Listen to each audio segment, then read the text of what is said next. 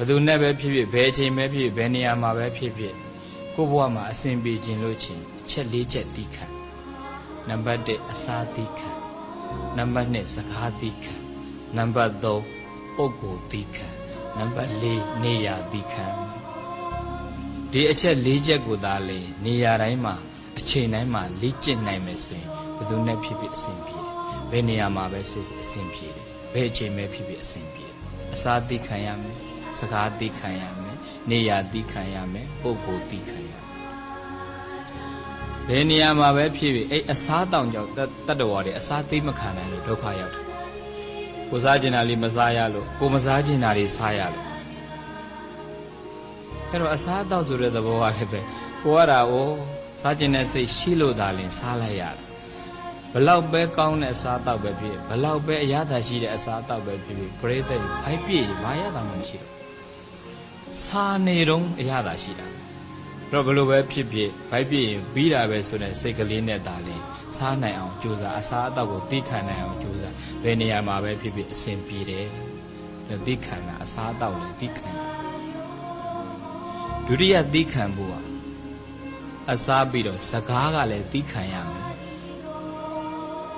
စကားလုံးတွေကိုလိုက်ခံစားလို့ပြဿနာတက်တာနေရာတိုင်းမှာအစဉ်ပြေခြင်းချိန်တိုင်းမှာအစဉ်ပြေခြင်းဘယ်သူနဲ့ပဲဖြစ်ဖြစ်အစဉ်ပြေခြင်းစကားသိခံစကားလုံးတွေသိခံရမယ်တို့တွေအဲ့စကားလုံးတွေလိုက်ခံစားတာအော်ခက်ကြမ်းကြမ်းပြောလိုက်လို့ဆိုတဲ့အဲ့မကြားခြင်းတဲ့အတန်တွေကြားလိုက်လို့ဖြစ်တဲ့ဒေါသ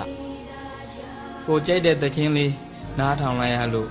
ဖြစ်ပေါ်လာတဲ့ခံစားချက်ဒါကြောင့်မို့စကားလုံးတွေကိုသိခံနိုင်ရင်ချမ်းသာတယ်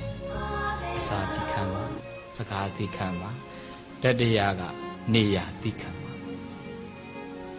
နေရာလည်းတော်ကြောက်စရာကောင်းတယ်ပြည်ဒီနေရာမနေရလို့ဆိုတဲ့စိတ်ကလည်းတတ္တဝါတွေကိုအိတ်တော်မပြောဘူး